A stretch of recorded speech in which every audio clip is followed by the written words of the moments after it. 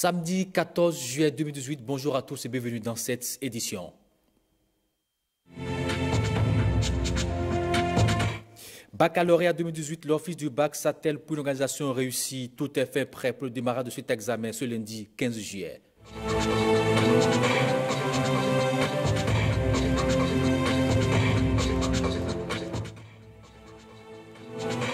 Les préfets du Bénin tiennent leur première réunion pour le compte de l'année 2018. Le fonctionnement des préfectures et des communes est au cœur de cette rencontre.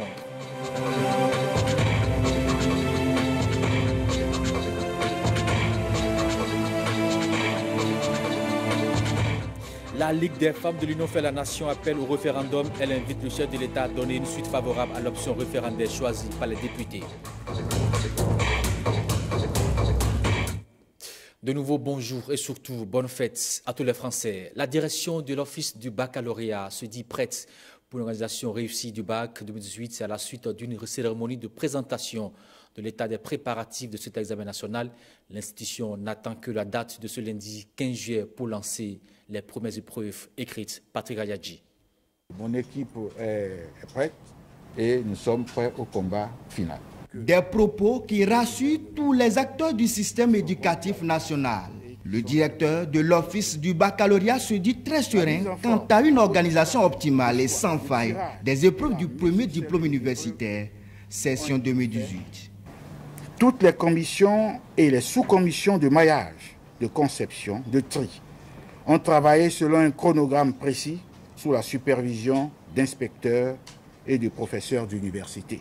La mise en forme, la codification, le choix, le tirage et la mise sous scellé des épreuves ont été faits dans les conditions de confidentialité académique. Le matériel lourd et léger et le matériel sensible sont déjà arrivés à bon port dans les 147 centres de composition et cela fait au total quelques 269 cantines. La sélection, le choix des surveillants, des correcteurs ont été faits en phase départementale et nationale sous la supervision d'inspecteurs par série et par matière. Il est vrai que le temps perdu ne se rattrape jamais, mais grâce au génie béninois, cet adage n'est qu'un vain mot. Les élèves candidats à cet examen ont été correctement préparés. Préparés parce que, au terme des mouvements de débrayage, il y a eu un dispositif efficient d'achèvement des programmes qui a été mis en place et mis en œuvre. Il y a eu des évaluations et ces évaluations ont confirmé l'achèvement de ces programmes. Il y a eu un dispositif de rapprochement avec les candidats pour les tester, ce qui a été fait. Hantés par les démons d'une année blanche, c'est ensemble que les acteurs de l'éducation nationale ont pris leurs responsabilités pour sauver de ce qui peut encore l'être. Reconnaissant, le ministre de l'Enseignement supérieur salue ce sursaut patriotique dont a fait preuve tous les acteurs. Je voudrais, sachant que l'année a été mouvementée par la grève, profiter de l'occasion pour remercier tous les enseignants, toutes les enseignantes pour le sursaut patriotique. Parce qu'on était à milieu de s'imaginer que le bac allait se dérouler dans les règles de l'art. J'en profite aussi pour remercier aussi le gouvernement et notamment le président Patrice Talon pour sa détermination qui a accompagné tout le processus depuis le début. Et comme vous savez, le bac, c'est une activité prioritaire pour le gouvernement qui ne souffre d'aucune faille. Par tout ce que j'ai vu, par toute la préparation, par toute la détermination des uns et des autres, les correcteurs, les superviseurs, les surveillants, nous leur demandons de prendre leur mission au sérieux, parce que c'est une mission républicaine. Tous les maillons de la chaîne impliqués dans l'organisation du baccalauréat session 2018 ont pris l'engagement de labelliser une nouvelle fois le bac béninois. Lundi donc, les candidats au baccalauréat 2018 vont à l'assaut de leur premier diplôme universitaire. À 48 heures du démarrage des compositions, l'une de nos équipes a fait le tour de quelques ménages pour s'imprégner du niveau de préparatifs. Ceux de la ville de Parakou multiplient les rencontres pour bien affronter les épreuves constatées par Mohamed Bogo Salifou et Jiska Akpovi. C'est un groupe d'études de 4 élèves, tous candidats au baccalauréat session de juillet 2018. Ils sont au rendez-vous pour passer en revue certaines notions avant lundi prochain, date du démarrage des compositions. Nous sommes dans la maison Gbessemeran à Amanwenyon, dans le 3e arrondissement de Parakou. Nous nous organisons pour reprendre l'exercice qu'on avait fait avec les professeurs. Là où c'est difficile, nous allons voir quelqu'un qui peut nous aider. Nous sommes prêts à composer puisque nos profs nous ont donné de bons conseils. Et on a fait des exercices d'approfondissement. Un bon père de famille, Honoré Gbessemeran côtoie ses enfants et veille au grain. À une certaine heure, je vais dans les chambres pour voir si c'est surtout celle qui est candidate pour l'empêcher de ne pas veiller. Loin de leur ménage, ces élèves candidats ont préféré le temple de Dieu pour revoir quelques notions de comptabilité. On a choisi ce cadre parce que c'est calme, il y a les tableaux et c'est la maison de Dieu en plus et la bénédiction nous accompagnera. Le médecin, quant à lui, donne quelques astuces culinaires aux candidats. Il faut que dans leur plat, qu'il y ait surtout des aliments de force. Par exemple, je prends les ignames, le riz, la pâte. Également, il faudrait que ceux qui ne sont pas habitués à prendre des fruits prennent beaucoup de fruits pendant cette période et surtout des fruits naturels. Selon le nutritionniste, les candidats devront également se donner suffisamment de repos afin de bien se porter durant les compositions. Nous souhaitons bonne chance à tous les candidats. La Ligue des femmes de l'Union fait la nation se prononce sur l'option référendaire choisie par les députés pour réviser la Constitution. Devant la presse ce vendredi, elles invitent le chef de l'État à donner une suite favorable au référendum. Des précisions avec Julia Kouekou et Ricardo Lekekpekou. Oui, nous sommes pour le référendum. Oui, nous devons faire de la campagne référendaire une opportunité. Elles sont résolument engagées et entendent participer au débat autour du référendum. Ces femmes de l'Union fait la nation veulent saisir cette opportunité pour engager un vrai débat de société. Les 4 points inscrits dans la proposition d'amendement sont non négociables et doivent être constitutionnalisés. En tant que femme, d'une part, en tant que femme engagée en politique, d'autre part, nous voulons affirmer haut et fort que personne n'a le droit de sacrifier, de noyer l'avenir de ce pays dans la mare des politiques d'arrière-garde. Nous voulons un avenir pour nos enfants. Et nous refusons la politique tournée vers le passé. Nous souhaitons que le président de la République prenne le décret pour appeler le peuple souverain à se prononcer. Nous, femmes de l'Union fait la nation, nous pensons qu'il faut que le président Talon n'écoute pas ceux qui ramènent tout à la politique politicienne. C'est pourquoi elles invitent le chef de l'État à convoquer le corps électoral pour un vote majoritaire en faveur de la révision de la Constitution. Elles veulent construire un Bénin pour l'avenir et pour y arriver, la Ligue des femmes de l'Union fait la nation appelle à l'audace du président Patrice Talon. Et nous devons renforcer notre appartenance à ces conventions en inscrivant dans notre Constitution cette disposition de telle manière que nous ne puissions y renoncer et garantir à nos enfants de vivre dans un Bénin meilleur. C'est une lutte qui est déclarée, nous allons nous battre, mais une lutte dans une bonne réflexion et une lutte sans haine. Nous allons nous rencontrer sur le terrain. Ce serait de bonnes guerres. Les femmes de l'Union fait la nation exigent d'être présentes de façon significative, non seulement à l'Assemblée nationale, mais aussi dans toutes les instances de prise de décision. Et pour cela, le référendum est impératif. Bâtir une Afrique meilleure et de rêve, c'est l'ambition de certains leaders chrétiens. Ils ont organisé à cet effet un atelier dénommé « Consultation sous-régionale des chrétiens opérants en politique ». La séance a démarré ce jeudi à Cotonou. Rebecca Kadiaoundé, Daniel Ada. Le monde est souffrant et cherche désespérément quelqu'un pour le tirer d'affaire. Qui alors pour apporter la solution aux maux dont souffre le monde?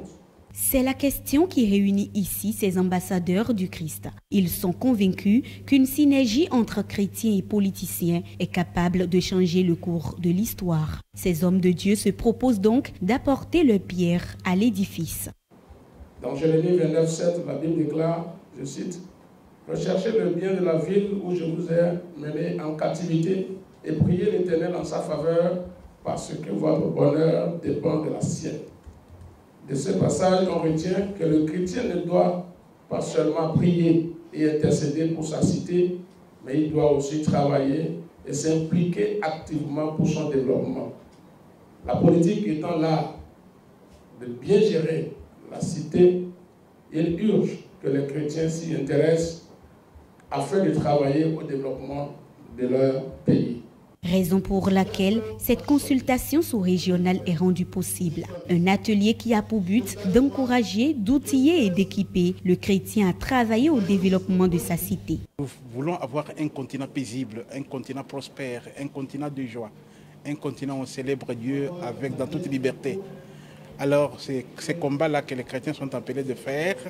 C'est ainsi que nous nous mettons ensemble en dépassant les clivages politiques, les clivages religieuses, les clivages, toutes sortes de clivages. Nous mettons ensemble, nous serrons les coudes pour voir ce qu'il faut que nous puissions faire pour voir cette sous-région être différent de ce qu'il était hier, ce qu'il est aujourd'hui et ce que nous voulons qu'il puisse être demain.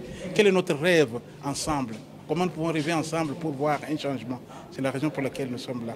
La consultation sous-régionale des chrétiens opérant en politique est l'initiative de l'opération africaine Opéraf, un mouvement qui agit depuis 25 ans dans la promotion de la chrétienté auprès des leaders politiques, académiques et économiques. Les acteurs impliqués dans l'assainissement de l'administration publique de la lutte contre la corruption se sont retrouvés à Cotonou ce jeudi 12 juillet pour mener des réflexions sur les progrès enregistrés dans le secteur de la bonne gouvernance au Bénin. C'est à l'occasion d'une rencontre dénommée Revue du groupe thématique Réforme administrative, fonction publique et lutte contre la corruption. Patrick Ayadi, Edmond Humba. Ils mesurent tous les retombées d'une administration publique saine et dynamique. Les participants à cet atelier d'intérêt national sont décidés à accompagner le gouvernement de la rupture sur l'un de ses chantiers phares, l'assainissement de l'administration publique et la lutte contre la corruption demeurée persistante. Il nous revient conjointement, gouvernement et partenaires techniques et financiers, de trouver les options qui sont les plus appropriées, les plus adaptées pour maximiser nos efforts en faveur de la réforme administrative et institutionnelle, de la réforme de la fonction publique et de la lutte contre la corruption. À mon sens, ces options exigent le respect d'un certain nombre de principes de réforme, tels que la globalité qui fait appel à un seul centre d'impulsion, la transversalité par laquelle la réforme s'impose à toutes les structures administratives. Je me permets de vous remercier de votre présence ici pour nous accompagner, non pas seulement au point de vue financier ni ressources matérielles, mais également et surtout au point de vue des bonnes pratiques pour permettre à ce que la bonne gouvernance soit au rendez-vous au Bénin. De la réussite des réformes dépend la qualité de la gouvernance nationale.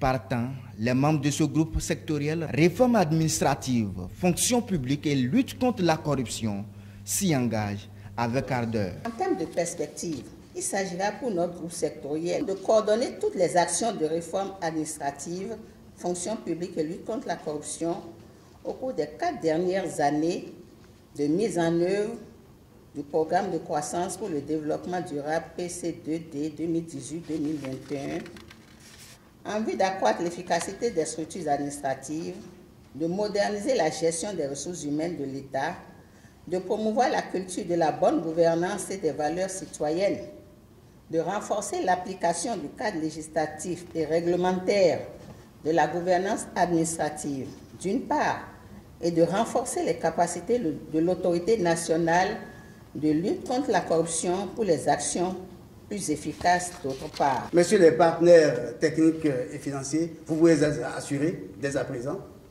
que la lutte contre la corruption sera un combat de tous les instants et qu'elle sera menée avec fermeté et efficacité pour qu'à un horizon très prochain, vous puissiez vous féliciter d'avoir contribué. Au sortir de cet atelier de concertation, les participants à cette rencontre vont poser de nouvelles bases pour enfin propulser le Bénin sur le chemin du développement.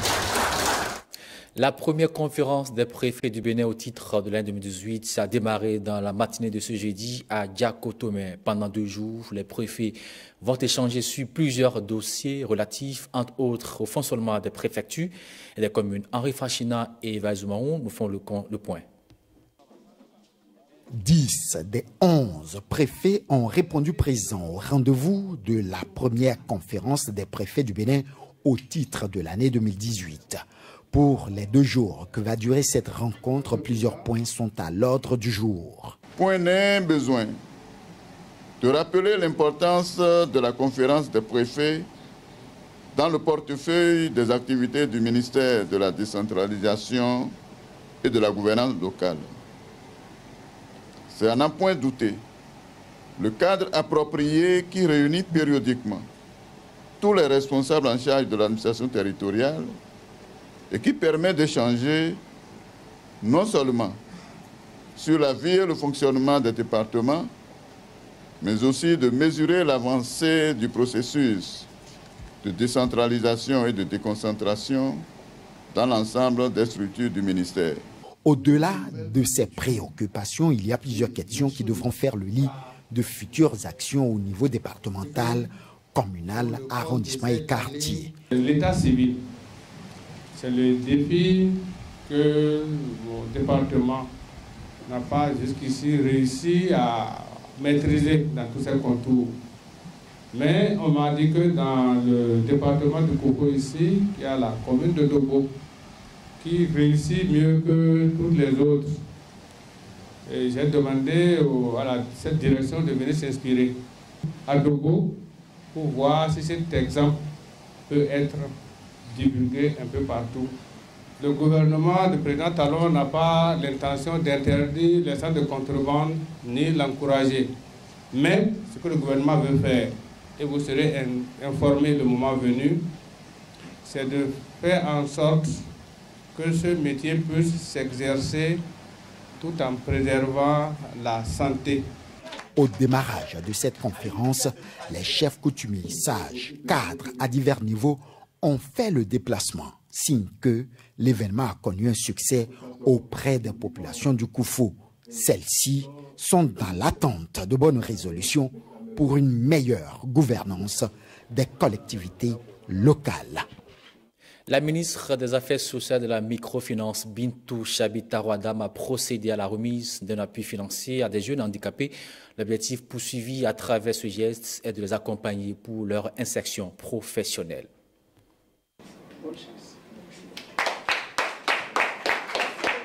Ils sont au total 14 personnes vivant avec un handicap et nous viennent des départements du littoral, de l'Atlantique et de l'Ouémé. Ces personnes handicapées ont reçu des mains du ministre des Affaires sociales leur bourse de formation. L'initiative émane du gouvernement du président Talon et va contribuer à l'insertion socio-professionnelle de ces jeunes. Personnellement, j'admire votre courage et votre détermination qui vous ont permis de braver les difficultés et préjugés pour solliciter le soutien du gouvernement. L'appui financier que vous recevrez ce jour, aussi modique, symbolique qu'il soit, vous permettra de vous inscrire dans les écoles et centres de formation que vous avez librement choisis. Cet appui améliorera, j'en suis certaine, vos conditions d'études et de vie. Cet élan de solidarité n'est pas à sa première édition. Cela vient reconforter cette couche de la population souvent victime de marginalisation. Le geste de ce jour est inestimable et témoigne combien le gouvernement de son Excellence, le président Patrice Talon, pense aux personnes en situation de handicap. C'est un geste de solidarité, c'est un signal fort que le social continue bel et bien à l'ère de la rupture. Abnégation et détermination constituent dorénavant le leitmotiv de ces bénéficiaires en vue de capitaliser les connaissances qui leur seront transmises. On reste avec les personnes vivant avec un handicap pour vous dire que l'archidiocèse de Parakou dote le centre de promotion sociale des aveugles de Parakou de matériel didactique. Ces équipements adaptés aux personnes amblyopes sont réceptionnés dans le cadre du partenariat entre le diocèse et le projet santé oculaire chez l'enfant. La cérémonie de remise de dons a eu lieu dans l'enceinte du centre en présence, bien sûr, des bénéficiaires et du directeur départemental des affaires sociales du Borgou, Colombe Amadi Benjamin Denayon, pour plus de détails. L'une des difficultés majeures du centre est l'inexistence des documents pédagogiques en braille. La seule imprimante braille dont dispose jusqu'au jour d'aujourd'hui pour assurer la transcription à ces pensionnaires est vétuste et tombe souvent en panne. C'est pour régler ce problème posé par le directeur du Centre de promotion sociale des aveugles de Parakou que le projet santé oculaire chez l'enfant vient en aide. Le coût de ces matériels didactiques est estimé à plus de 10 millions de francs CFA. Nous allons commencer d'abord par ce grand appareil que vous voyez. Son rôle, c'est de permettre la sortie du braille, la conversion de l'écriture noire en écriture braille. Cette imprimante vient considérablement réduire ce temps de travail. En 14 secondes, l'épreuve est sortie au lieu de 3 heures de temps. Cet appareil, au lieu que vous suivez le son par le son, ce qui est écrit à l'écran, vous pouvez donc toucher en braille. Vous voyez, quand vous connectez cet appareil à l'unité centrale de l'ordinateur, eh bien, tout ce qui est écrit à l'écran apparaît ici en braille et vous pouvez donc toucher et lire, tout comme une personne voyante regarderait sur l'écran pour lire. Le projet santé oculaire chez l'enfant, créé en 2017, est le fruit du partenariat entre l'archidiocèse de Parakou et l'Organisation chrétienne internationale de développement, CBM.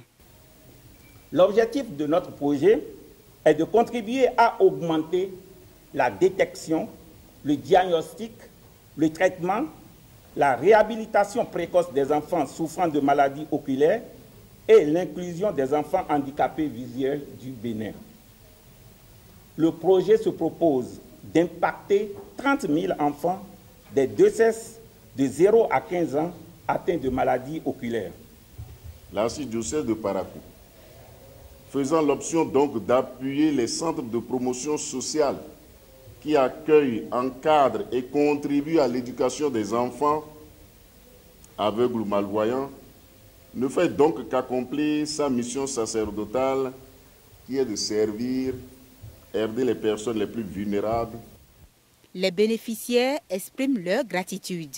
Nous disons un grand merci. Avec ces outils, nous voyons les difficultés comme manque de documents en braille enterrés. Ces équipements viennent ainsi amoindrir les difficultés que rencontre le centre qui a vu le jour en septembre 1992. Africa Meeting of Econometric Society édition 2018 se tient à Cotonou du 12 au 14 juillet 2018, c'est-à-dire aujourd'hui. Cette rencontre réunit les acteurs du monde économique, chercheurs, personnalités, experts, réfléchissent aux voies et moyens pour impulser un réel développement de tous les autres secteurs. Les travaux ont été lancés officiellement ce jeudi 12 juillet en présence du ministre des Affaires étrangères et de la Coopération. Ils sont venus de différents pays, ces experts en économie. Ils échangent leurs connaissances sur l'économétrie, une discipline à part entière de l'économie qui se base sur la mesure. Il y a deux sortes de faire l'économie. Il y a le bavardage où on a quelques intuitions, quelques idées, idées reçues, des expériences d'autres cieux qu'on répète. Mais il y a une discipline émergente qui est la science économique moderne où on ne conçoit pas sans avoir décrit avec la statistique les réalités qu'on vit. Par exemple, quelqu'un peut dire que la polygamie a diminué au Bénin. Est-ce qu'il y a des chiffres on est capable de faire ça. Et au lieu de dire oui ou non, blablabla, etc., allez regarder les faits pour savoir si c'est vrai ou non. Donc c'est cette approche que nous voulons promouvoir ici par cette conférence. Et nous espérons promouvoir ça non seulement au niveau du gouvernement, mais au niveau du pays tout entier, quoi. Cette initiative est appréciée par les autorités béninoises. Pour le ministre Aurélien Agbenossi, des Affaires étrangères et de la coopération, la démarche s'inscrit dans la réalisation des objectifs du PAG. Le gouvernement du Nouveau Départ auquel j'appartiens est un gouvernement qui a décidé de baser le développement de notre pays sur des données scientifiques, sur le savoir. Et ce gouvernement veut baser ses choix sur des informations fiables, précises, sur des données réelles. Ce gouvernement veut que les données qui servent à nos choix soient des données totalement fiables. Et lorsqu'on parle de données, on parle d'économie aussi. Ce que le président Talon a décidé de faire en invitant dans l'équipe dirigeante de ce pays ses compatriotes qui ont des aptitudes, des capacités, mais des expériences avérées dans divers domaines, c'est de dire le savoir doit être au cœur de l'action de développement. Le savoir doit être au cœur de l'action politique. C'est un processus, le développement c'est un processus. Et c'est pour cela que lorsque des initiatives comme votre réunion se tiennent à Cotonou, je ne peux pas m'abstenir de venir vous dire que vous avez choisi le bon endroit, vous avez choisi le bon pays, parce que vous avez à donner et nous avons à recevoir. Nous avons à partager avec vous et vous avez aussi à partager avec nous. D'importantes retombées donc pour le Bénin. La prochaine session se tient à Rabat au Maroc en juin 2019. Le projet de transformation de soja conduit par l'association Sonayon a livré ses résultats phares après 3 années de travaux de recherche pratique. Désormais sont disponibles sur le marché 2 nouveaux produits à base de soja. Des ingrédients d'assaisonnement et du lait à base de soja. C'est le fruit de 3 années de recherche menées par l'association Sojayon du Bénin et ses partenaires. Ces produits symbolisent la matérialisation du projet Soja Affinity Milk qui arrive à son terme. On a pu trouver quelque chose, on a pu solutionner quelque chose pour le développement du monde rural et même du monde entrepreneurial. Et c'est la fierté du Bénin et c'est la fierté de l'Union européenne. Ce projet nous a permis d'approfondir un partenariat particulier avec les femmes transformatrices de Sokotoumé et du Sako. C'est elles qui nous ont appris à ne pas appeler ce produit-là affiti de soja. Parce que pour elles, il y a affiti de néré, mais il n'y a pas affiti de soja. Ce projet a connu un grand succès et donne une autre image à la filière soja. Les résultats ici obtenus par le projet ProSam sont des résultats assez visibles et palpants, qui est un substrat pour le programme national de développement de la filière soja en cours d'élaboration. Les populations consommaient des produits qui ne sont pas approuvés par la recherche et qui ne sont pas mis au point. Parce que le lait qui était produit pour le soja n'était pas capable de rester pendant longtemps. Et le ladonu, qui était affiti, était produit frauduleusement parce que la graine de soja est cachée dans la production du néré. Le projet Soja Affinity Milk de l'association Sojayon a été financé par l'Union européenne et a bénéficié de l'appui technique de l'INRAB. Ce sera tout pour cette édition. Merci de l'avoir suivi et surtout, bonne fête à tous les Français.